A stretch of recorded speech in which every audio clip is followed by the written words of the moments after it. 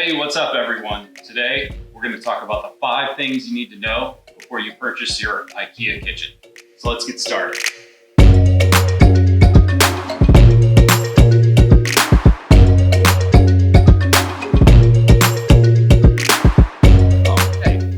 Welcome back to my kitchen. My name is Jared Myers, and today we're going to talk about the 5 things you need to know before you make your IKEA kitchen purchase. Look, this is a huge decision, one that makes you stare into the sky and wonder which one to pick for like a month and a half.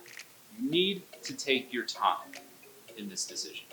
All right, look, whether you go with an IKEA kitchen or not, it's important that you explore all your options. And as you're doing that, you will see that one of those options will rise to the top. And the one that rises to the top is the one that you will actually be the most comfortable purchasing. So for me, it was the IKEA kitchen, which is the reason for this video. I'm gonna give you 5 things to consider before you make your IKEA kitchen purchases. All right, so the first 3 things you need to consider all have to do with delivery. All right, first thing you need to consider is the cost of the delivery. IKEA's delivery cost is for a full kitchen is $89. That's it. $89 to deliver all your cabinets and your appliances and everything. So you don't have to rent a truck. You don't have to set up delivery times with 5 different things. Like, you do it once and that's it. So cost of delivery, $89 from IKEA. That's it. That includes returns. Okay? Within that first 24 hours, you check all your stuff, make sure it's good. If it's not, you send it back. Okay? The rest of the returns after that 24 hours, you have to take back to the store. Something to consider. But for that initial one, if there's anything wrong, they correct it and send new stuff back. You have a full year to return everything from IKEA. Okay? Something else to keep in mind. All right, number 2 part of delivery is you need to understand their delivery zones. So when we started, we used their IKEA Kitchen software online to build a kitchen. So we built the whole kitchen. We went to what we thought was the closest store, and we went to their kitchen department and logged in and said, all right, let's order this thing. And they said, you're outside of our delivery zone. You need to go to this other store. And we were just blown away. We didn't understand because the 2 stores are virtually like 10 miles difference between our house from one to the other. It's like a triangle, right? It's like a triangle of like, here's our house, here's the one store, here's the other store. We went to this one, they said, no, you gotta go to this one. And then we said, well, everything's online and ready to go, so can you just order through that store? And they said no. So we wasted another 2 hours driving back home, so that's 4 hours that we wasted driving around, and then had to drive to the other store, another 2 hours out, another 2 hours back to order our kitchen, okay? So make sure you understand which IKEA store you need to go to based on their delivery zones. And you can do that by checking online, calling the store and being like, hey, I want a kitchen, do you deliver to my area? Don't do what we did and completely lose a whole day because we didn't know what store we were supposed to go to. All right, number 3 part of delivery is countertops. What kind of countertops do you want? Because IKEA does give you quartz and granite. However, they don't really do it themselves.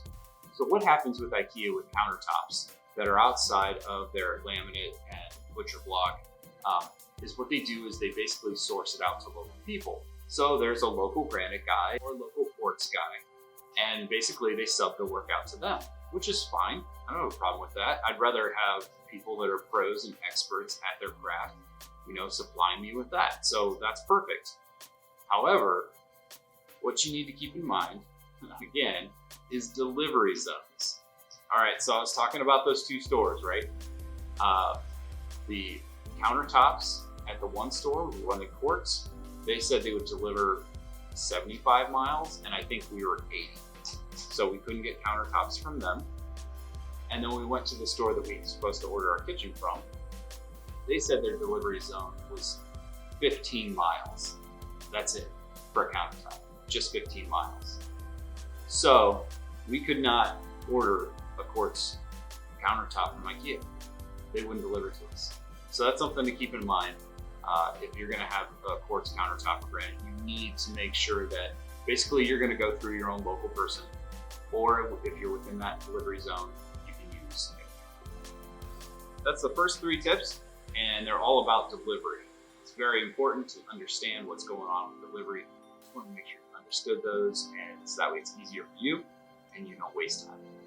So number 4 is don't screw up the measurements of your kitchen like we did.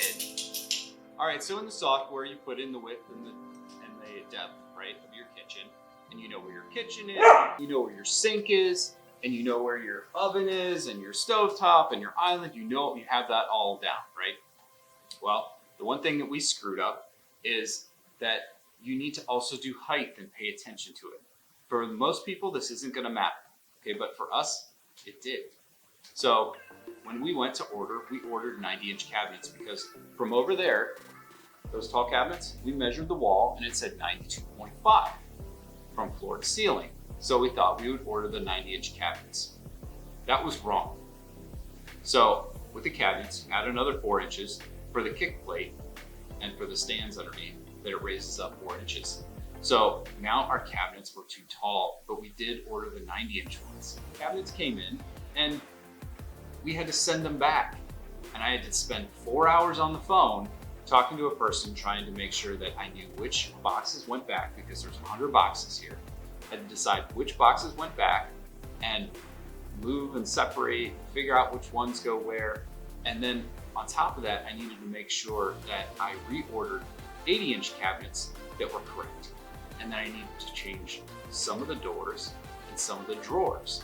So it took me, like I said, we were on the phone for 4 hours with this lady, trying to make sure that we sent the correct ones back and got the new ones that were correct for the 8-inch cabinets. So make sure you get all your measurements correct, even the height. Keep in mind, any tall cabinets, you're gonna add 4 inches on the bottom. Well, any cabinets, you're gonna add 4 inches on the bottom for the kick plate in the stands. Getting to the good stuff now. All right, number 5 is about pricing. Look, I love to save money, all right? Love to save money. So they have this thing called family pricing. It's absolutely free to join, so please do it. You can go online and sign up for the family plan. You could do it in a little kiosk in front of their store. I don't know, I think they've made it very easy to do. So please sign up for that, because every 90 days, they run 30 days of 15% off your entire purchase. 15% off. So, $1,000, you save $150. That's crazy. $5,000, you save $750. It's crazy good. And it doesn't cost you anything, and you just need to be aware of when you make your purchase, and that's it. Every 90 days is what I was told, that they run a family promotion for 30 days of 15% off. That's my tip number 5. All right, tip number 6, bonus for all of you who made it to the end. Look, again, I said I love saving money. So my tip number 6 is gonna be about money. Hey, before I give you that bonus tip, hit the like, hit the subscribe, hit the little bell icon so that way you know all the videos when they come out. So the 6th tip is about saving money, sort of. Get their credit card, their project credit card. They will give you interest free depending on how much of a purchase you make. If you make a purchase of $500 on the card, that gets you 6 months. If you make a purchase of $1,500, that will give you a year interest free. And then if you want, you can go with $5,000 and that will give you 2 full years interest free as long as you pay it off before it's over. There are monthly payments as the credit card, the normal stuff. Now what I do to make money, because I love to save money, is I make sure I have that money up front. I put it in a savings account and hopefully earn 2 to 2.5%. And I let that sit while my credit card is slowly being paid every month. And I make a little bit more percent on the money that I would have spent up front. So that's how I make a little bit of money off that interest-free time. So use that if you want. want. Make a little bit of interest over the time. I know it's not a lot, but it helps. You get the 15% and then you make another 2% on the money that's in the bank.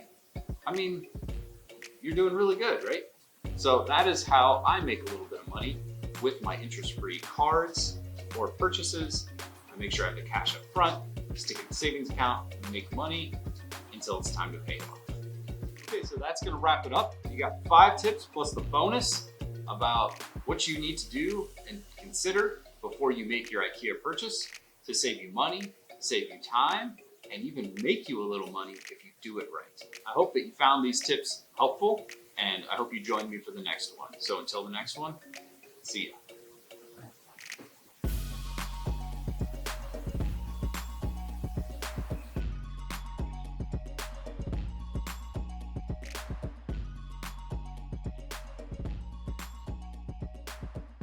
What I suggest is you get the IKEA Project credit card.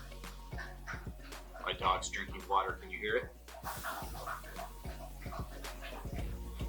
Dude, come on. I'm trying to make movies here. Dude! There you go. All right. So anyways, yeah, thanks for slopping.